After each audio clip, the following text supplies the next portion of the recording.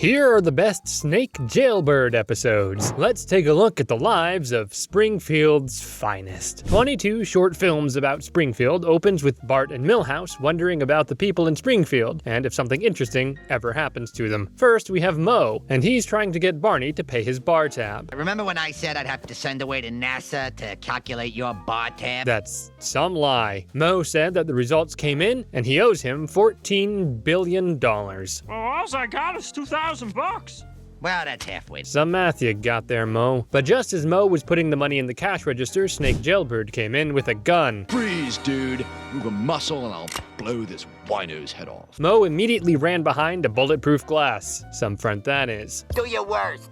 All right. No, stay out of there. Well, you did tell him to do his worst. Goodbye, student loan payments.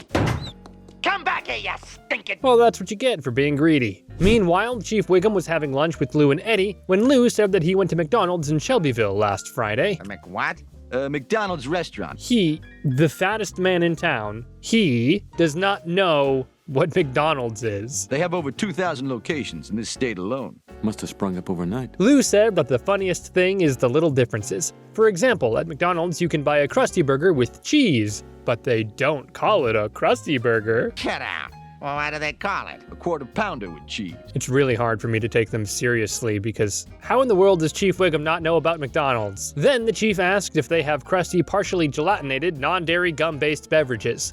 They call them shakes. Shakes. I don't know what you're getting. And you know what you're getting from Krusty? After lunch, Chief Wiggum went to get some donuts, and as he was crossing the street, he saw Snake Jailbird in the car. Hey, I know you. You think? But Snake just hit the gas pedal and hit Chief Wiggum with his car. Hey, wait up. We gotta swap insurance info. Yes, because that's what matters now. Chief Wiggum starts chasing Snake around, and they wind up in Herman's store, and he pulls a gun on them. Hold it right there. Oh, none of them signed up for this. As soon as Zed gets here, the party will begin. Meanwhile, Milhouse was trying to find a store or restaurant that would let him use the bathroom, but tough luck. He tried at the comic book store, but comic book guy wouldn't let him. So he and Kirk went into Herman's store and asked to use the bathroom. You gotta say yes! Okay, but be quick. It's in back. Is nobody noticing two hostages? Get in the corner. But then Milhouse came out and he took a swing at Herman, accidentally. Dad, can we get this, please? Oh my gosh.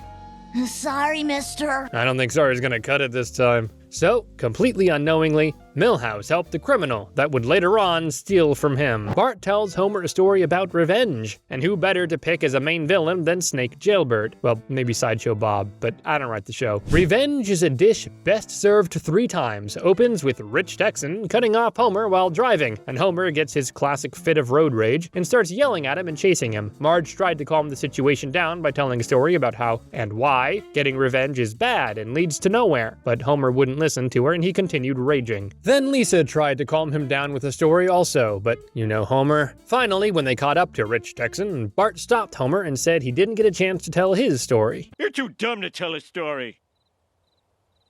No, seriously, you're great. Let's hear it. What a supportive father. Bart says his story takes place in a time called the past. He and Homer and Marge were walking when a man jumped them with a gun in his hand and demanded their wallets. You don't frighten me. Or my wife.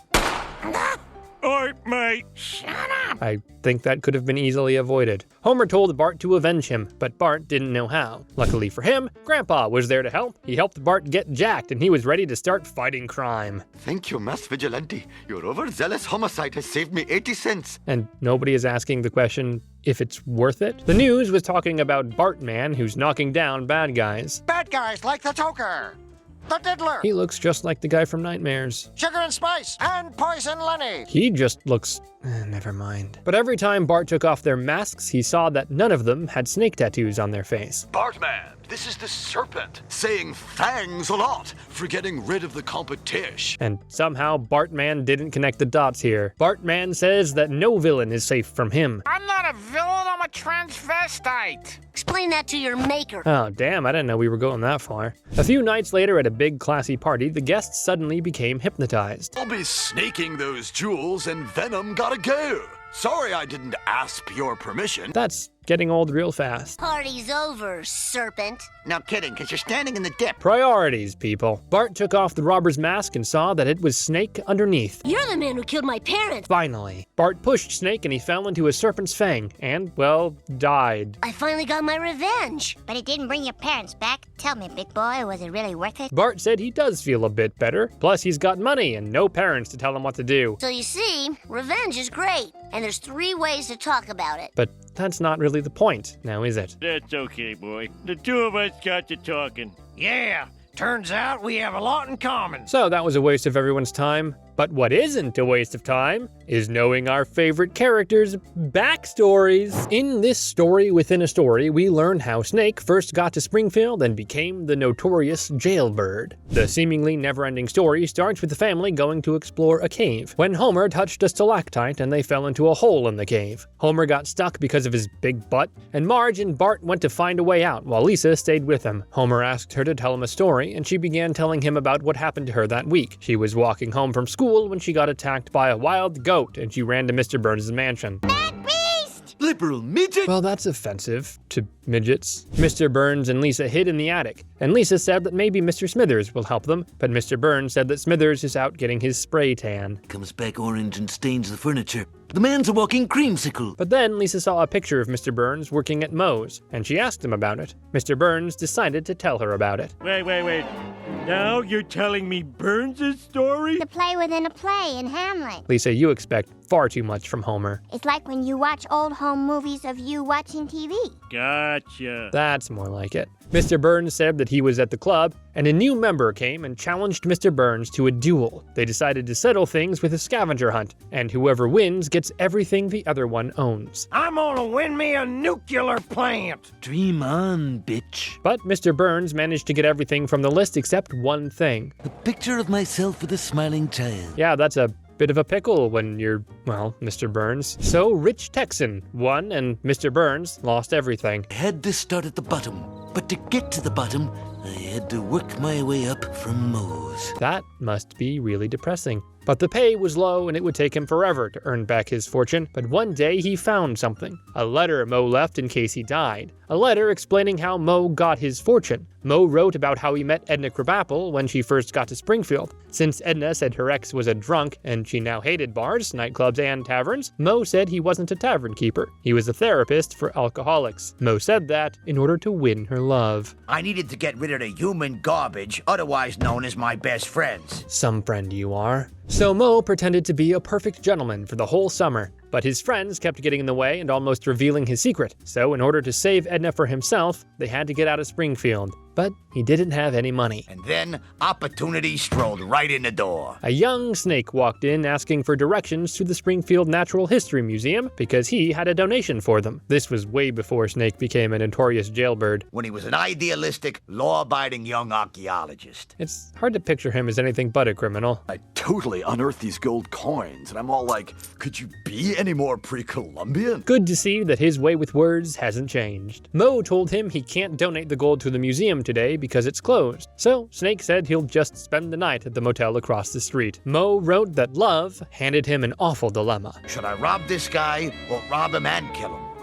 I decided to do the right thing. And rob an innocent man? Moe took the coins from Snake's room, but he didn't expect him to take revenge. On society, by which I mean convenience stores. And who would suspect me, Professor Jailbird? So did he already have that nickname or what? But one thing led to another, and Edna decided to stay in Springfield and teach after she met Bart at the school. I have to stay here in Springfield because boys like Bart Simpson need me. I mean, he does need her, but he won't really appreciate her. So Edna left Moe and he drowned his sorrows. I just sat there playing our song on a jukebox.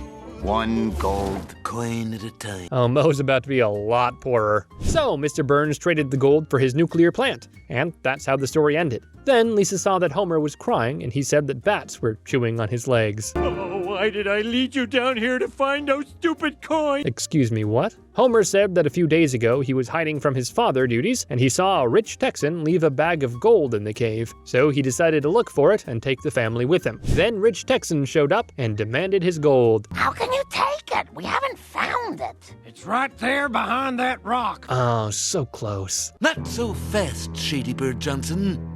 I'll take that gold. Why does he want it? He's already filthy rich. Then Mo showed up and said he'll be taking the gold with him. You guys have guns? Yeah, Mo, you're a little underarmed. Then Snake showed up. He asks if it's okay that he brought his son with him. This is my day with him. Jeremy, there's a boy over there you can play with. At least he cares about Jeremy having a good time. There's only one way to turn you into human beings again. Rich Texan said he's gonna fill Marge full of gratitude for what she did for them. Well, that was unexpected. Rich Texan said that the gold was turning them into monsters, and Snake said he knows a place where they can atone for their misdeeds. They're building a youth center in Shelbyville and totally need volunteers. He's really full of surprises. Jeremy isn't the only one Snake cares about in his life. There's also Lil Bandit. Homer buys a car at a police auction, but he doesn't realize whose car he just bought. Reality Bites opens with Homer relaxing on the couch and telling Marge how much he loves the lazy Saturdays. It's Wednesday, Homer. Work! I don't know how he's not fired still. I love these real Saturdays. They're so relaxing. Not like that fake Saturday. It's not the Cowler's fault you don't want to work. Marge asked Homer if this is what they'll be doing the whole day, and Homer didn't seem to have a problem with it, but Marge said that she has a feeling she's wasting her life. Change into something nice. We're stepping out. The police auction? I don't think that's what Marge had in mind. Next item up for bids? Oh, no! You have one guess as to who's gonna buy that car. Oh, I will totally kill whoever buys Lil Bandit. Sold! Woohoo! Homer's a dead man. Marge scolded Homer for buying a car without consulting her, but Homer had a comeback. I don't recall being consulted when you bought that hat. I found this hat. Then what are you complaining about? He's gonna be a dead man even if Snake doesn't get him. Homer and Marge drove off, and Marge tried to get Homer to drive more carefully, but he just wouldn't stop swerving. I'm not getting back in this car until you drive like a sane person. Okay, bye, love you. So much for a Saturday well spent. Marge ran into Lionel Hutz, who is in the real estate business now also. Lionel Hutz says that the law business was slow, and since most of my clients wind up losing their houses, this was a natural move for me. Good thing he's climbing the ladder. That must be really rewarding. Yes, the money is good. I don't think that's what Marge had in mind. Marge decided she's going to become a realtor, and she passes the exam and gets the job. Meanwhile, Homer is having the time of his life with his new car. Doesn't this car have seatbelts? Seatbelts.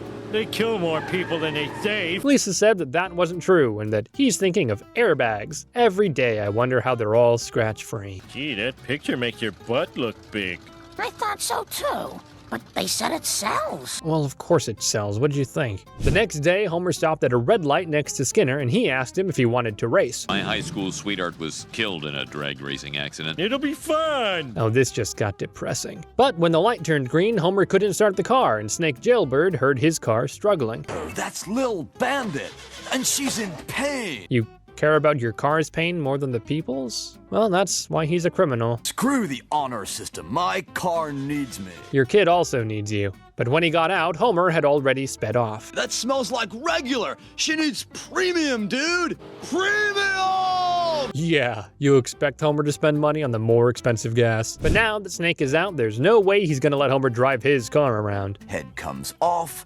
Lil Bandit rolls to a gentle stop. Could you explain again how everyone wins? Homer was driving around and enjoying his day peacefully. Man, the air feels good on my neck. Iconic much? Homer was appreciating the wire at an enormous speed, but lucky for him, he's quite the glutton. Gumbo! Why do I even bother? Honestly, I'm not even sure. I haven't seen him commit any crime successfully. But then Kirk Van Houten was also driving by. I told that idiot to slice my sandwich. Ow! Now you got sliced. That'll teach him to be nicer to the waiter. Meanwhile, Marge sold her first home, the murder house, to the Flanders. Yeah. Honey, you sold a house and got rid of the Flanders. What's for dinner? Can't a girl catch a break? The next day, Homer was driving around happily singing in his car when Snake jumped in from the bridge. Give me my car, fatty. This is my car!